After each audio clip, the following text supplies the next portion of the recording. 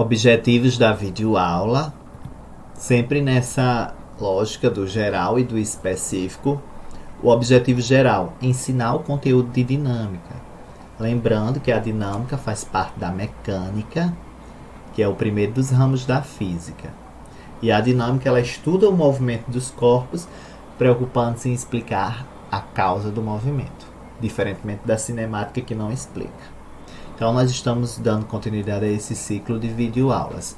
Entre os específicos, nós temos aqui o primeiro, entender os diferentes tipos de força, identificar os seguintes tipos de força: força-peso, força normal, força de tração, força de atrito e força elástica, certo?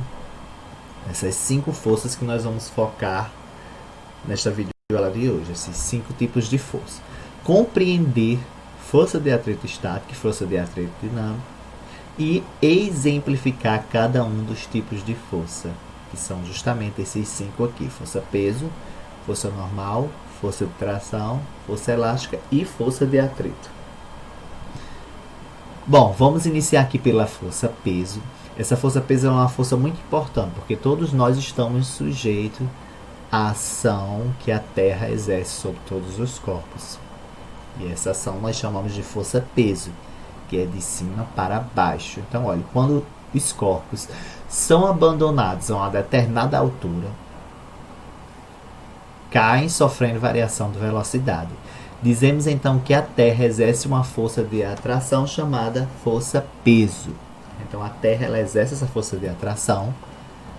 Então o peso de um corpo é a força de atração que a Terra exerce sobre ele. Todos nós estamos sujeitos a essa força-peso e, consequentemente, ao G, que é a aceleração da gravidade. O G aqui na Terra ele é constante, vale 9,8 metros por segundo ao quadrado. Geralmente nós arredondamos para 10 metros por segundo ao quadrado. É a aceleração da gravidade que todo e qualquer corpo está sujeito quando é abandonado ou está em queda, assim como que não esteja caindo ou sendo abandonado em uma certa altura. Todos nós estamos sujeitos a essa ação da gravidade da Terra, que é de 10 metros por segundo ao quadrado, né? Arredondando. O que isso significa? Se um corpo estiver caindo, a cada segundo ele aumenta a sua velocidade 10 metros por segundo. Por exemplo, essa esferazinha aqui, ela está sob a ação da força-peso, né? A força que a Terra exerce sobre todos os corpos. Veja, olha, que a força-peso é uma grandeza vetorial com módulo, direção e sentido, voltado aqui de cima para baixo, né? Veja que nós temos aqui a representação da seta indicando a força-peso e a sua componente oposta, seu vetor aqui oposto, né? O vetor oposto à força-peso. Por isso que é menos P, que é o seu vetor oposto. Seria a reação. Nós temos a ação, que é a atração, e a reação seria esse vetor oposto aqui à força-peso. Então, esse objeto aqui, essa esfera, está sujeita à ação da gravidade, à aceleração da gravidade. Ao redor da Terra, nós temos o campo gravitacional. Esse campo gravitacional é que gera a força-peso de atração que a Terra exerce sobre todos os corpos. Nós estamos sujeitos a essa força-peso neste momento, inclusive.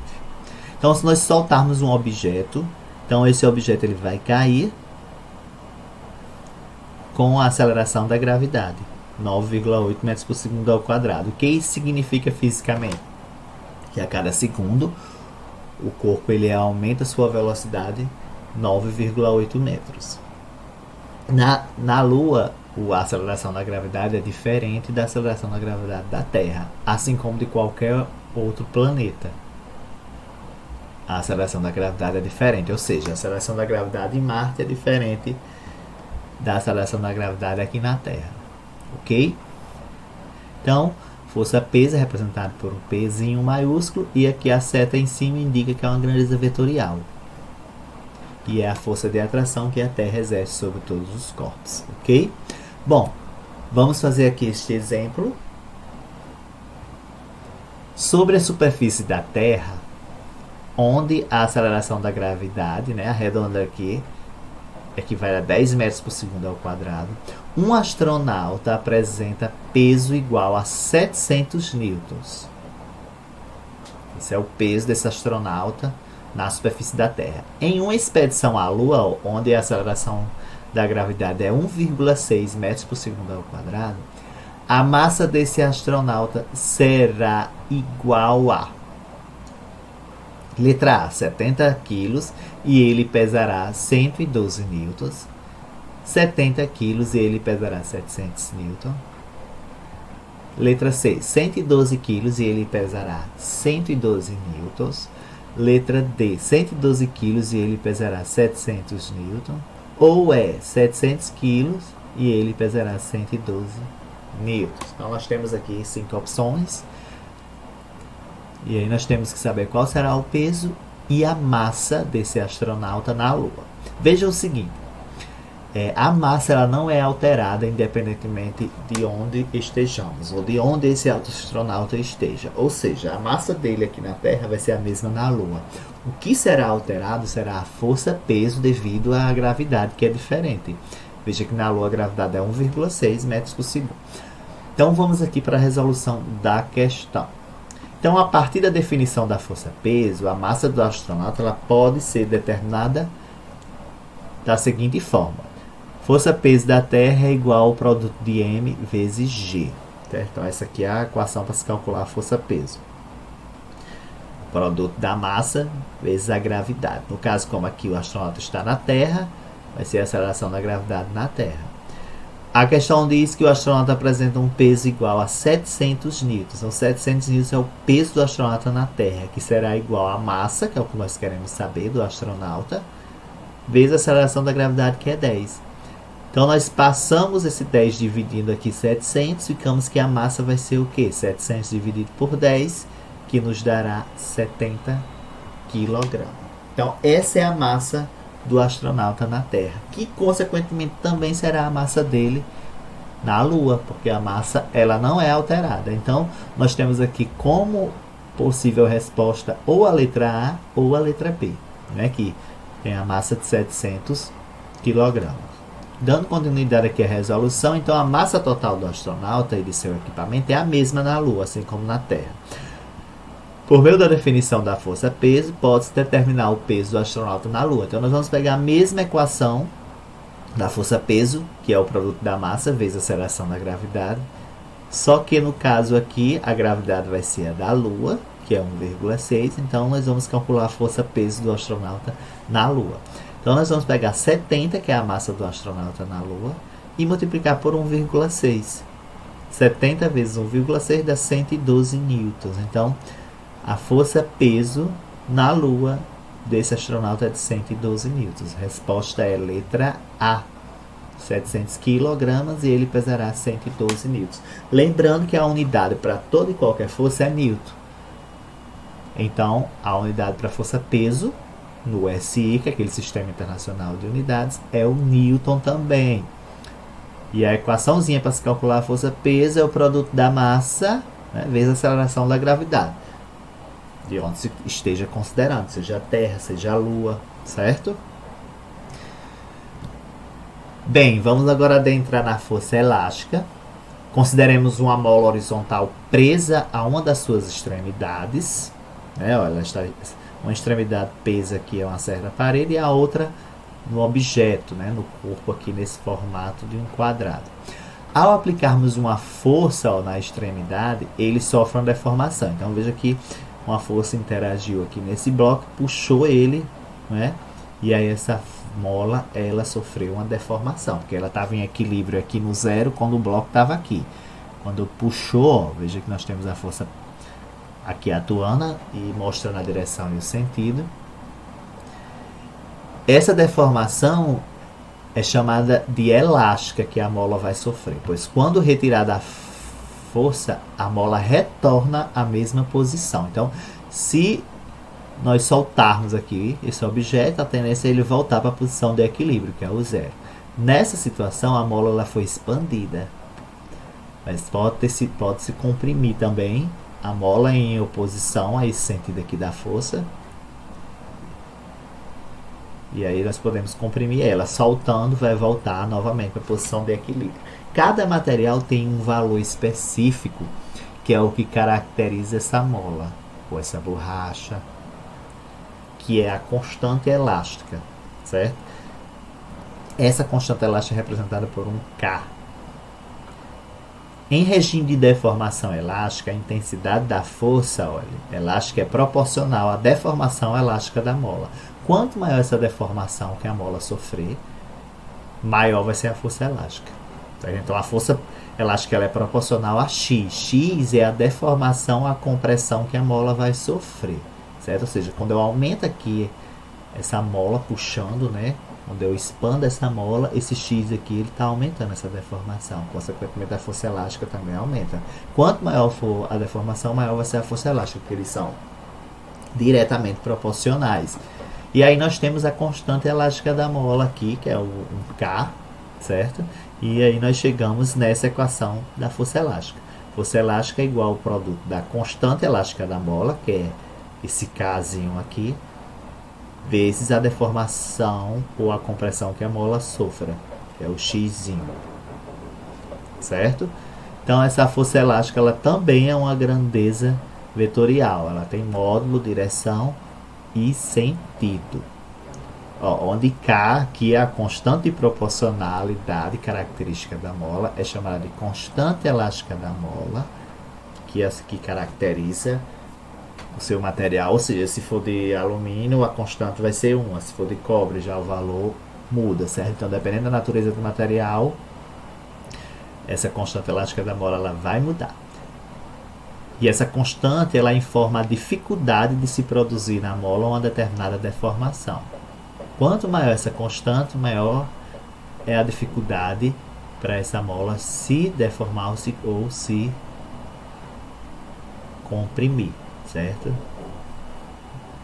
No SI, a unidade é Newton por metro dessa constante. Até porque, se nós isolarmos aqui o K, eu passo X dividindo, eu fico K igual a força dividido por X. A unidade de força não é Newton. E a deformação aqui no SI é em metro. Por isso que a unidade dessa constante elástica da mola é Newton por metro. Certo? Essa força elástica ela é definida também e chamada como lei de Hooke. Que a lei de Hooke nos diz que a força elástica ela é igual ao produto da constante elástica da mola vezes a deformação ou compressão sofrida por ela. Certo? Então, quanto maior essa deformação, maior vai ser a força elástica. Bom, vamos aqui para esse exemplo, que é o exemplo 2. Uma mola apresenta uma das suas extremidades fixadas a um suporte. Ao aplicar uma força na outra extremidade, essa mola sofre uma deformação de 5 metros. Ou seja, se eu puxar esse objeto, essa mola, ela sofre aqui uma deformação de 5 metros. Então, 5 metros é a deformação sofrida pela mola, é o X. Determine a intensidade da força aplicada, sabendo que a constante elástica da mola é 110 Newton por metro. Então, nós temos aqui o valor da constante elástica, uma questão simples. Então, para saber a intensidade da força exercida sobre a mola, devemos utilizar a fórmula da lei de Hooke.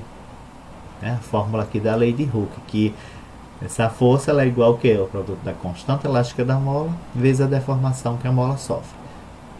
A questão ela foi muito boa porque as unidades estão de acordo no SI. Tanto a deformação está em metro como a constante em Newton por metro.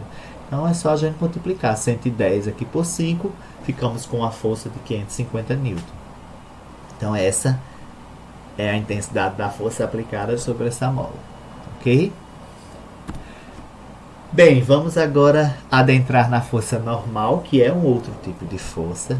A força peso é um tipo de força classificada como força de campo.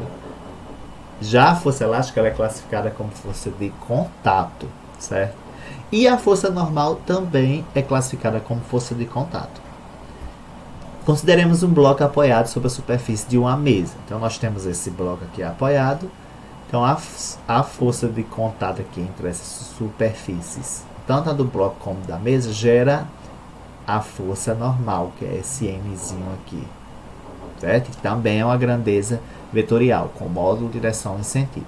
Então, o bloco tem ação de contato sobre a superfície horizontal, a mesa exerce uma força de intensidade N e o bloco exerce uma força de sentido contrário, massa de igual intensidade N também, certo? Geralmente essa força normal ela é igual à força peso, mas isso não é sempre que acontece.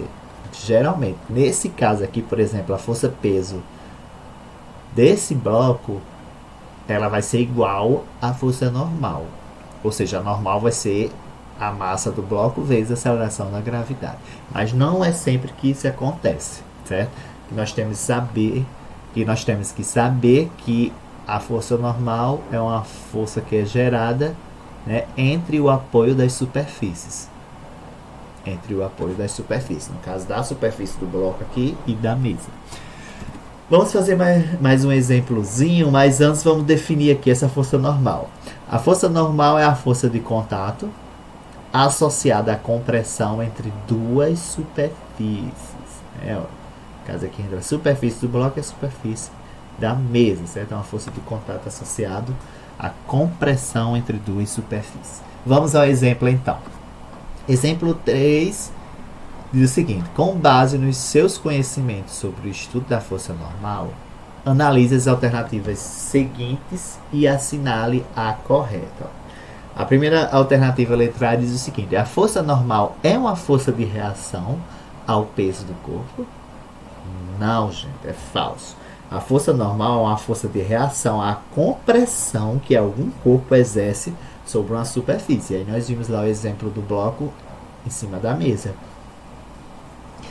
Então a letra A está descartada. A letra B diz: a intensidade da força normal é sempre igual ao da força peso do corpo? Não, também é falso. Em casos como o de pulando inclinado, por exemplo, olha, a força normal corresponde a uma fração da força peso. Em uma situação em um plano inclinado. Então a letra B também é falso, não é sempre igual. Letra C. A força normal é uma força de reação à compressão feita sobre uma superfície? Verdadeiro. Essa é a opção correta. A força normal é uma força de reação à compressão feita sobre uma superfície. A letra D diz o seguinte: olha, a força normal sempre se forma na mesma direção da força peso? Não, também é falso. A força normal sempre atua na direção perpendicular à superfície. A E diz o seguinte: no plano, as forças normal e peso sempre se anulam? Falso também. No caso de haver mais forças na direção vertical, a normal pode tornar-se maior ou menor que a força peso do corpo. Então a resposta é a letra C.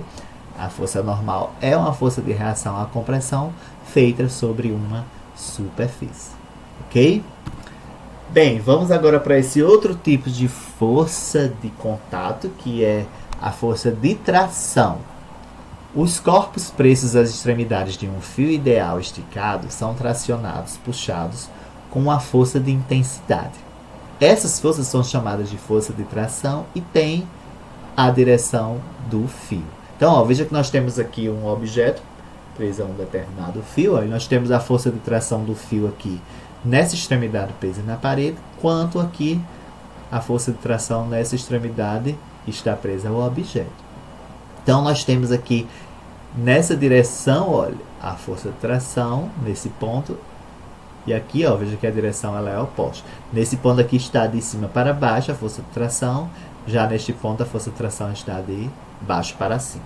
Nessa situação, essa força de tração ela vai ser igual à força peso aqui desse objeto, que está de cima para baixo, né? Seria o sentido da força peso. Então, nesse caso, a tração ela vai ser igual à força peso. Esse fiozinho, ó, ele é um fio inextensível, perfeitamente flexível e de massa desprezível aqui no sistema, certo? Que vai interessar apenas a massa do objeto, certo? A massa do fio aqui a gente despreza nos nossos cálculos. Então essa força de tração ela é gerada também em cordas, certo? Essa situação aqui seria um fio ideal, certo? Bom, vamos fazer este exemplo aqui de força de tração. Então veja a figura abaixo. Nós temos aqui esse objeto no formato de um quadrado, preso a um determinado fio, e aqui seria um aparelho, certo? A massa desse bloco é de 8 kg, suspenso por uma corda. No caso aqui não é um fio, e sim uma corda. Nós vamos adotar o valor de G igual a 10 metros por segundo ao quadrado. E ele quer que nós determinemos o valor da tração na corda e marcar a opção correta. Então, essa tração pode ser 80 N, 100 N, 120 N, 10 N ou 8 N. Para isso, nós temos que fazer nossos cálculos. Então, para esse tipo de exercício, é interessante montar o diagrama do corpo, representando todas as forças que atuam no sistema. Aqui nós podemos ver que temos a força-peso para baixo e a de tração aqui para cima na corda, não é? Podemos ver que o bloco está em equilíbrio, isto é, não possui movimento de subida e descida. Portanto, as forças que atuam sobre ele são o peso, né, para baixo, que eu já havia falado, e a de tração. Então aqui nós temos o diagramazinho mostrando. Ó. Nós temos a força-peso para baixo, aqui no bloco, né, e a força de tração para cima. Ambas são forças de natureza vetorial, ou seja, com modo, direção e sentido. Aqui nós estamos representando, inclusive, a direção e o sentido dessas forças. A direção é a mesma, né? Vertical. No entanto, o sentido da força de tração é de baixo para cima e da força-peso é de cima para baixo. O módulo dessas forças nós podemos calcular pelo módulo da força-peso. Como ela se equilibra, a força-peso aqui ela é igual à tração. Então, a tração vai ser o quê? O produto da massa do corpo pela aceleração da gravidade. Assim temos que, ó, na situação de equilíbrio, a tração menos o peso vai ser igual a zero, certo? Passando o peso para cá, nós temos que a tração ela é igual a força-peso. Força-peso é o produto de quê? Da massa vezes a aceleração da gravidade. Então, a tração vai ser igual a quê? 8 kg, que é a massa, vezes G, que é 10 metros por segundo ao quadrado. Como está tudo no SI aqui, a gente só multiplica, ficamos com 80 Newton. Certo? 80 Newton aqui a resposta. Letra A. Certo? Nessa situação, eles estão em equilíbrio. Por isso que a tração menos o peso vai ser igual a zero. E elas são iguais. Ok? Tração é igual a força-peso. Todo e qualquer tipo de força, a unidade é Newton, né, gente? Espero que isso fique claro para vocês. Para finalizar aqui, nós vamos entrar na força de atrito, que a força de atrito também é um tipo de força de contato, certo? Então, a força de atrito é uma força de contato que atua na superfície de um corpo, tangencialmente a ele. Sempre se opõe à tendência de escorregamento ou ao efetivo escorregamento em relação à superfície com a qual está em contato. Certo? Então, essa força de atrito ela vai sempre se opor ao escorregamento ou efetivamente escorregamento em relação a determinada superfície. Ela é do contra essa força de atrito, certo? Bom, e aí nós temos a força de atrito estático. Essa força de atrito estático, gente, ela atua quando o corpo está em repouso, parado, certo? Por isso que é chamado de estático. Estático significa repouso, parado. Então, ó, nós temos aqui essa situação. Considere um bloco em repouso sobre uma superfície horizontal. Seria essa situação aqui, ó. Nós temos uma força atuando sobre esse bloco, puxando ele. E temos aqui a força de atrito, ó, atuando em sentido contrário. Nós temos a força aqui atuando nesse sentido, porém a de atrito está em sentido oposto, contra ao movimento, né? E o corpo ele está parado, em repouso. Quando aplicamos uma força F, que tende a deslocar na mesma direção, o bloco permanece em repouso até que a força F aumente, né? A gente tem que aumentar essa força para que em algum momento esse corpo chegue a se deslocar. E a intensidade da força de atrito ela também aumenta. À medida que a gente aumenta essa força de atrito também aumenta.